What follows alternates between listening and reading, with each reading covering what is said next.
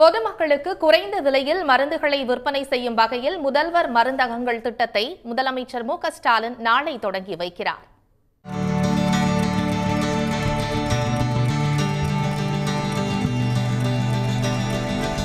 Generic மருந்துகளையும் பிற மருந்துகளையும் குறைந்த விலையில் பொதுமக்களுக்கு கிடைக்கச் செய்யும் வகையில் முதற்கட்டமாக 1000 முதல்வர் மருந்தகங்கள் துவங்கப்படும் என்று முதலமைச்சர் அறிவித்தார். அதன்படி சென்னையில் 33 இடங்கள் உட்பட மாநிலம் முழுவதும் முதல்வர் மருந்தகங்கள் தொடங்கப்பட உள்ளது.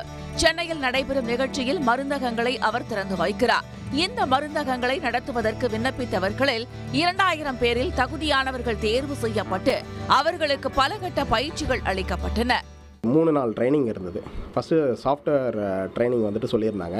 அப்புறம் டிஎன்ஏஎம்பிசியில் வந்துட்டு எப்படி நீங்கள் மருந்து ஆர்டர் பண்ணணும், எப்படி நீங்கள் வாங்கணும் அப்படின்ற விஷயம் எல்லாமே வந்துட்டு ஃபஸ்ட் ட்ரைனிங்லேயே கிளியர் கட்டாக சொல்லிட்டாங்க. அதுக்கப்புறம் சாஃப்ட்வேர் ட்ரைனிங்கில் நீங்கள் மக்களுக்கு கொடுக்கும்போது என்ன மாதிரி எக்ஸ்பிளைன் பண்ணி கொடுக்கணும், இந்த ஜென்ரிக் மருந்து அதாவது பேரை வந்துட்டு எக்ஸ்பிளைன் பண்ணி கொடுக்கணும் அப்படின்ற மாதிரி சொல்லியிருந்தாங்க.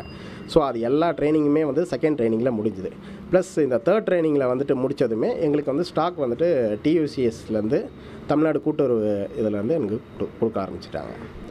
முதல்வர் மருந்தகங்களில் ஜெனரிக் மருந்துகள், சர்ஜிக்கல், நியூட்ராசூட்டிகல்ஸ், சித்தா, ஆயுர்வேதம், யுனானி உள்ளிட்ட அனைத்து மருந்துகள் 20 முதல் 90% வரை தள்ளுபடி விலையில் கிடைக்க நடவடிக்கை எடுக்கப்பட்டுள்ளது. மற்ற மெடிக்கலுக்கும் இந்த மெடிக்கலுக்கும் என்ன வித்தியாசம்னா, மெடிக்கல் ஷாப்ஸில் வந்து நார்மல் மெடிக்கல் ஷாப்ஸில் கிடைக்கிற பொருள் வந்து கொஞ்சம் விலை அதிகமாக இருக்கும். இங்கே மெடிக்கலில் வாங்குற பொருள் எல்லாமே வந்து கொஞ்சம் சீப்பர் ரேட்டாக இருக்கும். பப்ளிக் வந்து நியர்லி 20 to 90% சேவ் ஆகும் அதில் மெடிசன்ஸில். ஒரு எக்ஸாம்பிள் பார்த்தீங்கன்னா, ஒரு ஆன்டிபயோட்டிக்கை எடுத்துக்கோங்க, அமாக்சிக்லேவ் 625 வருது.